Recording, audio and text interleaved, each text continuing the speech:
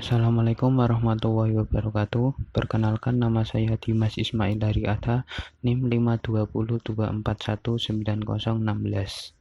Di sini saya akan menjelaskan beberapa komponen sistem pengisian dan fungsinya dan cara kerjanya. Sistem pengisian beserta fungsinya. Sistem pengisian bisa bekerja hanya menggunakan komponen alternator, tetapi agar dapat digunakan untuk kelistrikan mobil, maka perlu komponen-komponen tambahan seperti yang pertama adalah baterai. Fungsi baterai adalah sebagai penyimpan energi listrik. Baterai akan menyimpan semua energi listrik yang dihasilkan alternator untuk kemudian energi yang tersimpan ini dikeluarkan saat diperlukan. Perlu diketahui juga, listrik pada aki itu digunakan hanya saat proses starting dan ketika kelistrikan mobil hidup, tetapi mesin mati. Sementara saat mesin menyala, arus listrik pada aki akan tetap tersimpan. Hal itu dikarenakan sistem pengisian selain menyimpan energi ke aki juga menyuplai semua kebutuhan listrik. Komponen yang kedua adalah fuse dan fusible link. Fuse dan fusible link memiliki fungsi yang berbeda meski bentuknya sama. Fusible link bisa disebut sebagai main fuse yang diletakkan dekat terminal positif baterai.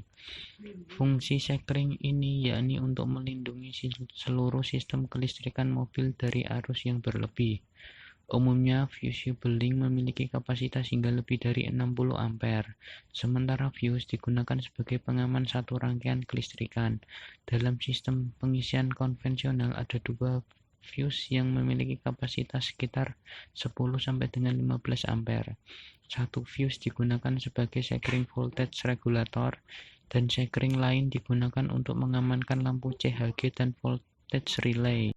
Adalah alternator. Fungsi alternator yakni untuk mengubah sebagian energi putar mesin menjadi energi listrik. Input alternator berasal dari puli mesin yang terhubung dengan sebuah V-belt. Di dalam alternator, putaran rotor akan membuat perpotongan garis gaya magnet dengan stator, sehingga terjadilah aliran elektron.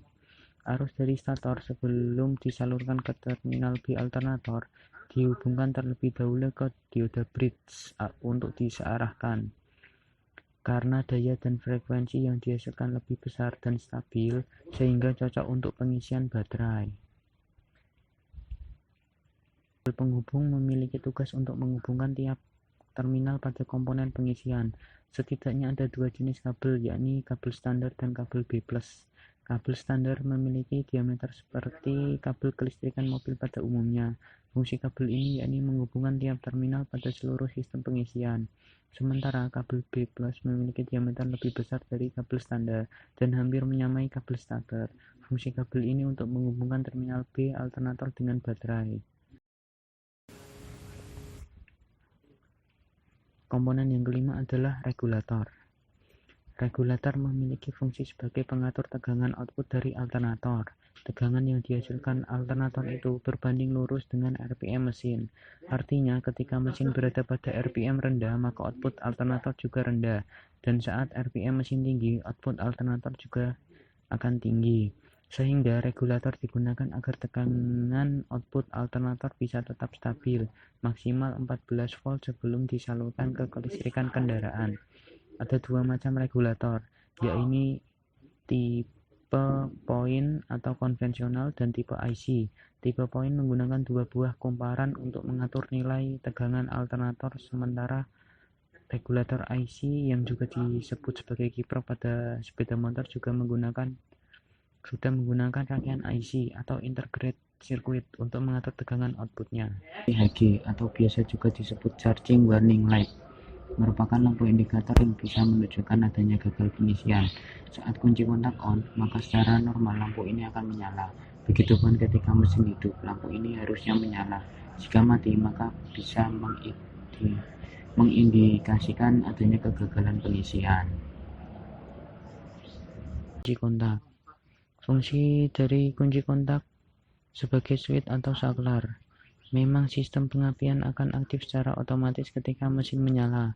Namun, untuk membangkitkan medan magnet pada rotor koil harus dilakukan oleh sebuah switch. Ignition switch dipakai sebagai saklar rotor koil yang akan aktif saat kunci kontak diputar ke posisi on.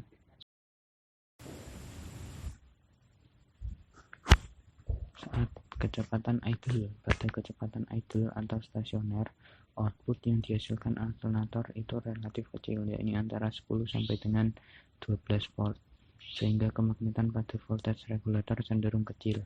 Hal ini menyebabkan kontak PL0 tetap terhubung dengan kontak PL1, sehingga arus input ke rotor bisa maksimal hingga 12 volt. Saat kecepatan sedang, ketika RPM mesin bertambah, putaran alternator juga bertambah, sehingga arus output semakin besar. Hal ini menyebabkan kemagnetan pada voltage regulator juga semakin besar, sehingga kontak PL0 tertarik ke arah bawah yang membuat terputusnya hubungan kontak PL1 dan PL0. Hal itu menyebabkan arus dari terminal IG tersalur ke sebuah resistor sebelum dihubungkan ke rotor koil alternator.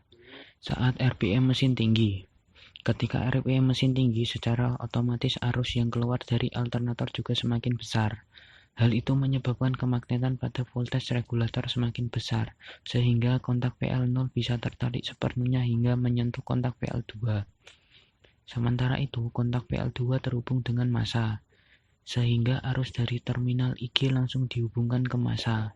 Hal itu akan menyebabkan drop voltage pada rangkaian rotor, karena arus listrik akan selalu mengalir ke massa.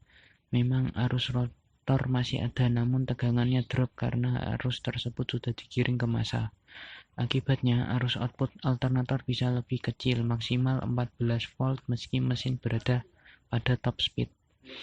Hal itu berjalan secara berkelanjutan selama mesin hidup, sehingga kontak PL0 akan selalu bergerak menjauhi dan mendekati kontak PL2 sesuai dengan kondisi RPM mesin.